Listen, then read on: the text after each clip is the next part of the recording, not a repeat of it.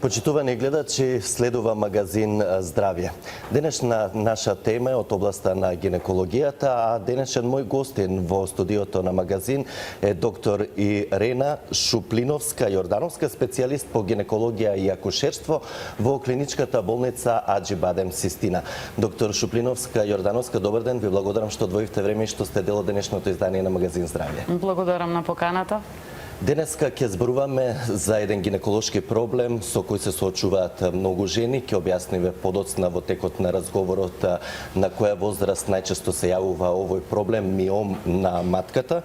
На почеток, што е миом и на кој дел од матката најчесто се јавува?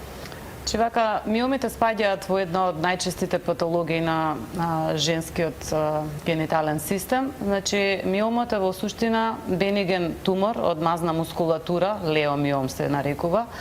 Настанува најчесто, значи, на матката, може да настане да биде на различна локација и во различни делови од матката, и во зависност од тоа имаме поделба на миомите и поделба и на клиничката слика што тие предизвикуваат. Миомите, најчесто генезата се претпоставува дека настануваат од едно мускулно влакно кое што понатака се дели. Во зависност од големината може да бидат многу различни. Прво ќе се задржам да речем ајде на локацијата каде се може да се појават. Значи, матката, делимично е, да речеме народски кажано, составено од 3 слоја. Едниот внатрешниот дел кој што проминира према внатрешниот дел на слузницата на матката, значи доколку таму се постави миомот и порасне, се нарекува субмукозен миом, под мукозата, значи под слузницата. Во средишниот дел во мускулатурата, значи ако се создаде миомот, се нарекува интрамурален или интрамускулен миом, и ако се создаде под серозната обвивка на матката, се нарекува субсерозен, значи миом. Тоа е една генерална поделба по локацијата, значи на миомите. Сега можам да кажам што симптоми создаваат сами по себе различните локации. Различна големина. Која е вообичаената големина на миомот?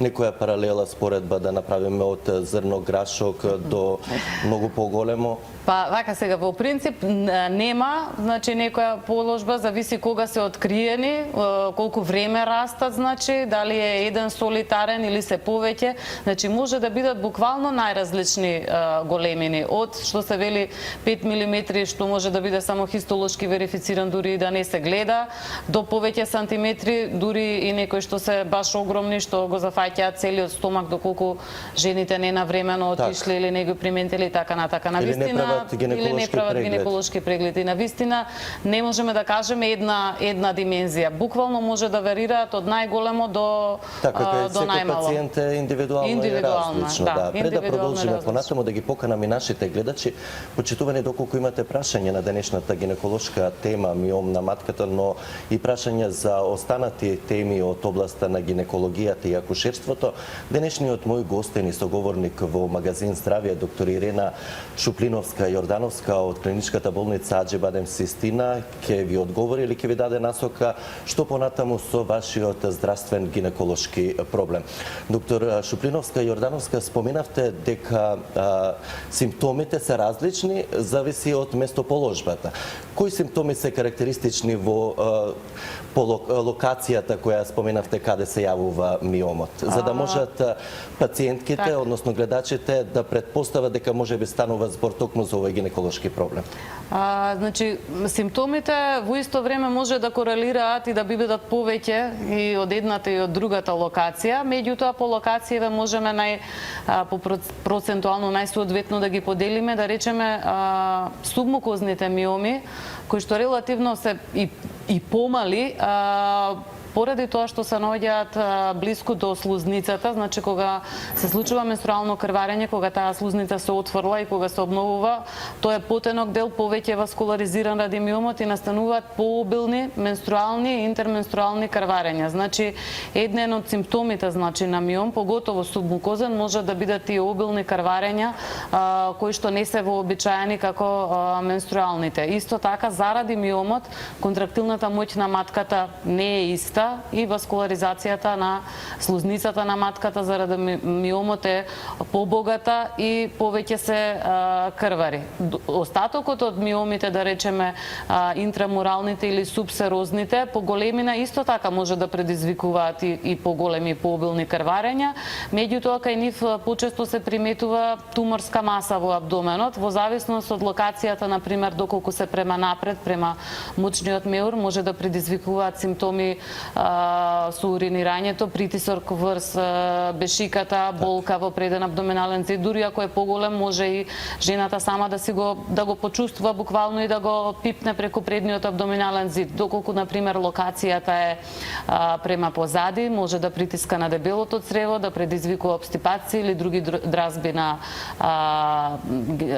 абдоминалните органи, може да прави проблеми во сексуалните односи и Но тој не е видлив со голо око? Не е видлив со голо око, него одгоре, меѓутоа со оглед на тоа дека матката е орган кој што слободно лежи во абдоминалната празнина и треба да достигне некоја големина, значи самата матка да порасне или миомот, за да почне да предизвикува некакви симптоми. Кога е мал, може да нема буквално никакви симптоми и да се види само на рутински гинеколошки ултрасонографски преглед, на ехо преглед. Меѓутоа, пак е, кажам индивидуално, кај некои жени многу мали миоми може да направат поголеми проблеми, кај други некои да има дури неколку миоми со различна големина. Дури со неколку килограми тешки. Па неколку килограми не може да не се приметат, нели? Сепак жената, нели, која што има контакт со своето тело ќе примети дека нешто не е во ред. Впрочем, ако некој голем, дури ако се свиткаш надоле, можеш да осетиш некоја топка, нели, во стомакот. Меѓутоа се случувало и жени со огромни миоми да дојдат и прв пат да се вчудо невидени и да не знаат дека воопшто имаат некој таков проблем. Така да редовните прегледи се битни во врска со диагностицирањето на Но не само на миомот и останатите гинеколошки прегледи, така да вие постојано апелирате жените барем најмалку еднаш годишно, ако не почесто, барем на неколку месеци, ќе споменеме подоцна на колку време е неопходно да се прави гинеколошки преглед, да дадеме предност на гледачите. Почитувани, во програма сте, да го слушнеме вашето прашање. Моето прашање, јас ви кажам едно искуство. Јас имав често болки во бубрегот. Ми правеа пилографија и установија дека јас имам тумор на матката од внатрешната страна, величина на велика мандарина. И ја викам, како одам на прегледи до сега, никој не ми кажал дека имам тумор, да ви кажам. По меѓувреме јас одам кај мојот гинеколог, се лечев во Чајен, кај доктор Димитар, че го спомнам, многу добар човек и пријател. Вика и знаеме, вика ќе го пратиме. Ако се зголемува, добро, ќе го придем. Ако не, во меѓувреме, да ви кажам, јас останав бремена. И родив дете со таков миом. Да? И после тоа морав да одам на операција, затоа што ми правише, имав обилни менструални циклуси. Така, имате ли конкретно прашање, господјо, до нашата гостинка? Ќе се поправат еритроцитите, хемоглобин. Пак ќе дојде 5-6 дена ме држеше тој циклусот и обилно, и кога направив операција, хистеротомија, значи сега сум жена, баба сум веќе, знаете. Дали имате конкретно прашање за нашата гостинка, доктор Шуплиновска? Или сакавте само да го споделите вашето... Тоа беше едно моје искуство. Така. Иначе да ви кажам, Драго ми е што се поминало во најдобар ред и што сте имале успешна бременост. Ви благодарам за споделеното искуство. Доктор Шуплиновска, само да се надоврзам на гледачката, спомена дека со миом имала успешна бременост, се породила. Може ли да се има добра и контролирана бременост и успешна бременост со миом? Значи вака, доколку се диагностицира миом, значи кој што ете, ајде со некоја големина како што вели на мандарина, тоа би било некој 5-6 сантима, подобро би било доколку се примети пред бременоста, во зависност од локацијата која што ќе утврди лекар дали има потенцијална опасност по плодот, по имплантацијата, по постелката и така натака, може би е подобро пред планирана бременост да се отстрани миомот. Значи тоа би било една од сугестиите, меѓутоа пак кажувам, во зависност од лекар, не секој миом треба да се оперира. Меѓутоа се случува веќе да дојдат кај нас веќе бремени жени со сакана бременот со миом, значи во принцип миомите во бременост растат, пошто се хормон зависни и еден миом на пример од 3 сантима може да нарасне и до 5-6 сантима. Може да помине се во најдобар ред, не мора да значи ништо, меѓутоа може таму да се имплантира постелката, па да има проблем со крвоснабдувањето, може би така, не со плодот исто така. Да, нели кога има проблем со постелката, автоматски и плодот би имал некое страдание. Може да биде поставен на лоша локација миомот предродилните патишта, да има неможност за природно породување или на резот на царскиот рез и така натака. Значи варијацијата на работи што може да се случат со миом во бременоста е огромна. Исто така и при породувањето, да речеме, би се очекувало некоја зголемена крвна загуба во зависност од миомот или големиот број на миоми. Меѓутоа во соодветна установа, на пример како нашата, со претходно следење и предоперативна припрема или предпородилна соодветна припрема и следење, се избегнуваат или се намалуваат во најголем можност. Треба човек да биде, мислам, и лекарот и жената спремни за компликациите што може да следат. Така, нема ништо да биде случајно и изненадно, ќе биде подготвено од претходно. Да го слушнеме прашањето и од следниот гледач. Во програма сте, повелете? Ало, добар ден. Добар ден, повелете. До докторката Европа. Сакам да предам, имам правено и хистероскопија и лапароскопија. Имав неколку неуспешни бременности, после операциите останав бремена. Прашањето ми е дали може да се повтори миомот и колку е ризично да се има пак. За нова бременост, така? Да. Ви благодариме за јавувањето, ќе добиете соодветен стручен одговор. Значи, во принцип може да се случи по отстранување на миом повторно да се појават. Најчесто се случува тога кога имаме повеќе миоми, односно повеќе миоматозни жаришта. Поретко се случува кога еден солитарен миом и доколку е изваден во целост. Во принцип за гледачката, доколку имала една бременост и со хистероскопија и лапароскопија се отстранил миомот, нема причина зошто не би се обидела повторно и повторно да има успешна бременост. Но под редовна контрола секако, нема страв. Доколку е тоа извадено, нема потреба да, нели, од страв дека нешто може да се случи. Сега секогаш и на жена што немала миом, може да и се случи некоја несакана компликација да има или реакција, било што понатам. Се надеваме задоволна нашата гледачка од одговорот. Да си проба да остане времена. Так, добар совет.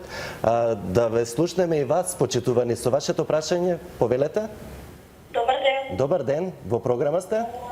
Вака, сега се јавам од Куманово и пред една и пол година имав проблеми со менструалниот циклус, многу крварец, и одидов кај мојот гинеколог и да ми каже дека имам некои цисти кои што може да ми направат многу проблеми во организмот, и ме гледаше на ЕКО и ми каже дека левиот јајник ми е скроз возле матката и десниот ми е на половина на матката.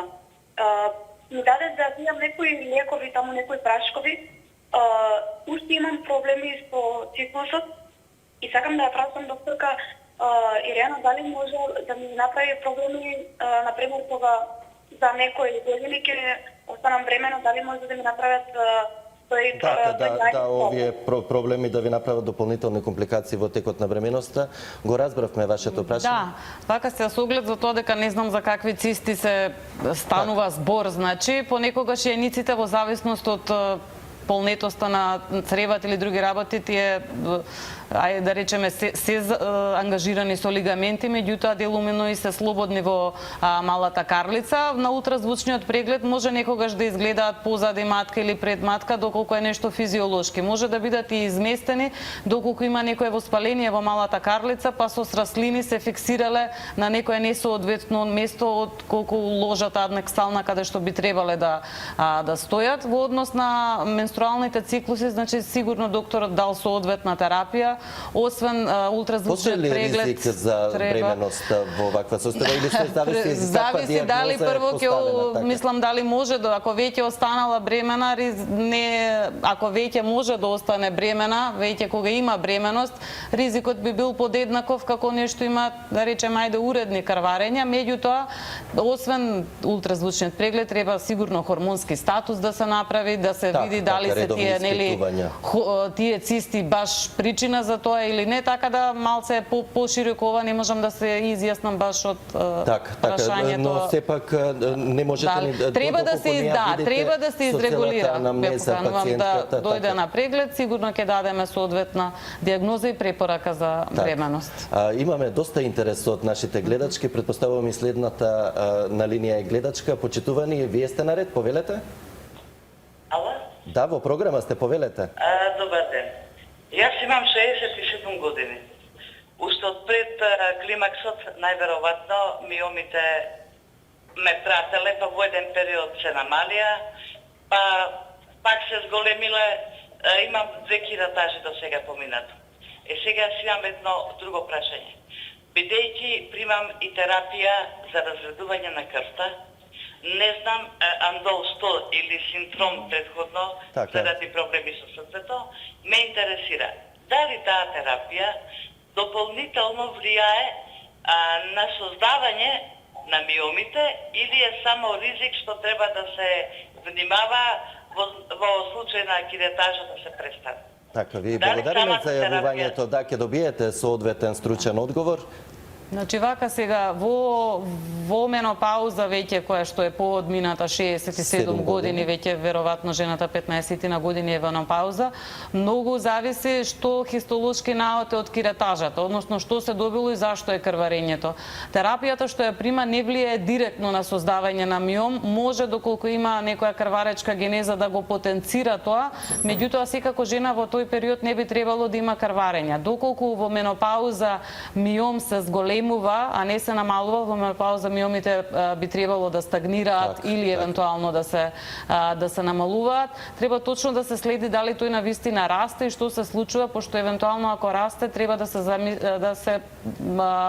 предложи, да речеме, да се предложи некаков оперативен третман. Во суштина преминувањето е, да го речеме, од бенигно во малигно е многу ретко, многу ретко, некој под 1%, не може ни да се каже дека еден бениген настанува малиген, можеби тој веднаш бил малиген па растел па не сме стаеле, меѓутоа генерално процентуално се смета дека од туморите леомиоми во леомиосаркоми мекоткивен малиген тумор, ризикот за настанување е некој под 1%.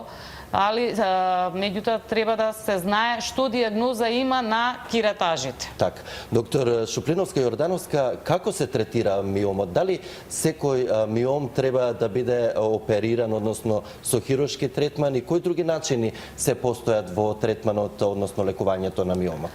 Така, вака, пак како што кажав на почетокот, се зависи од што жената сака, дали е завршена со планирање на бременности, дали миомот представува проблем, дали прави некакви симптоми.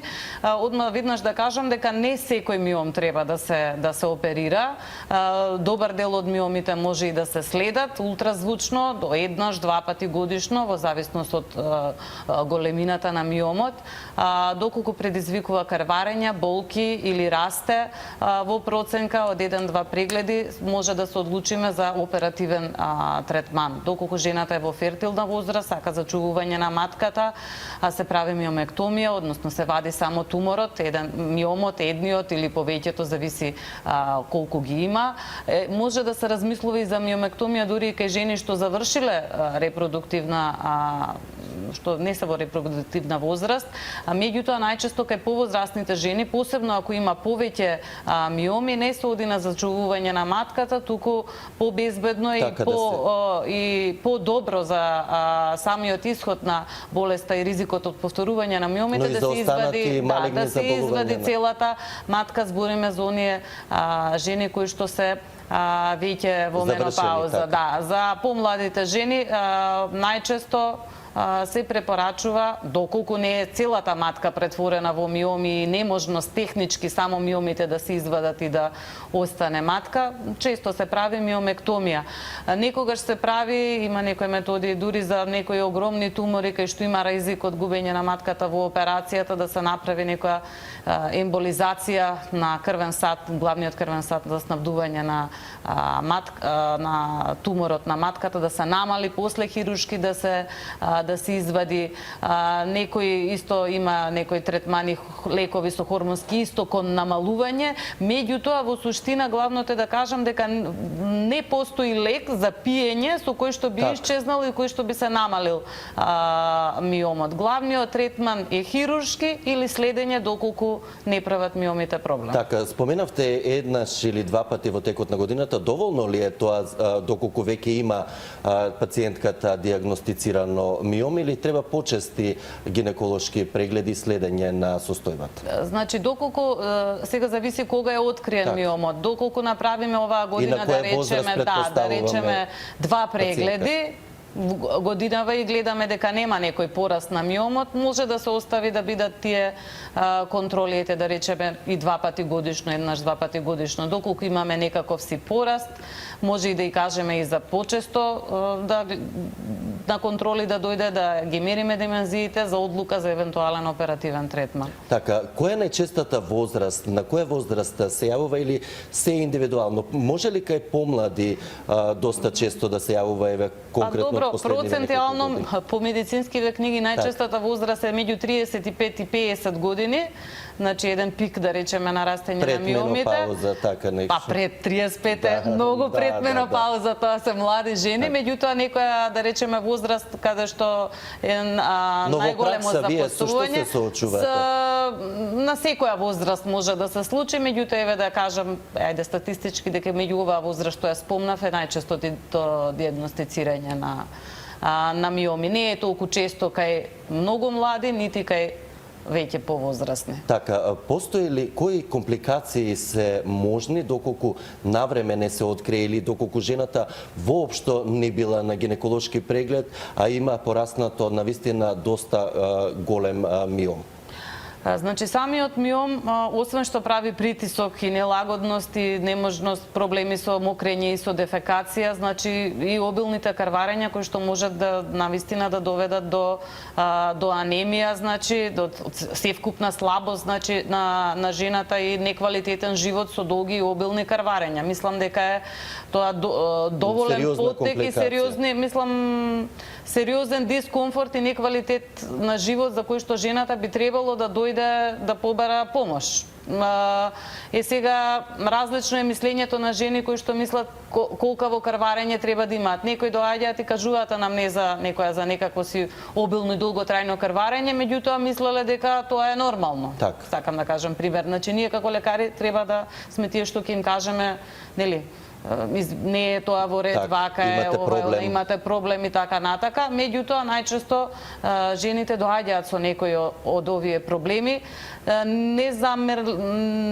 Факт што не е за занемарување е дека многу не доаѓаат и од страф, знаат дека нешто не е во ред, меѓутоа не сакаат да откријат што и тераат така со години додека не дојдат во состојба на комплетна исцрпеност, значи па веќе да биде неопходно нешто да се направи, меѓутоа за среќа веќе во денешно време се почеста е таа здравствена култура кај што жените одат на преглед. Така, се надевам дека придонесовме до нашите гледачки навреме да си направат гинеколошки преглед и да откријат навреме каква е нивната состојба, дали воопшто имаат потреба од редовни гинеколошки прегледи. Секако неопходни се редовни гинеколошки прегледи за да може да се следи и овој гинеколошки проблем миомот на матката.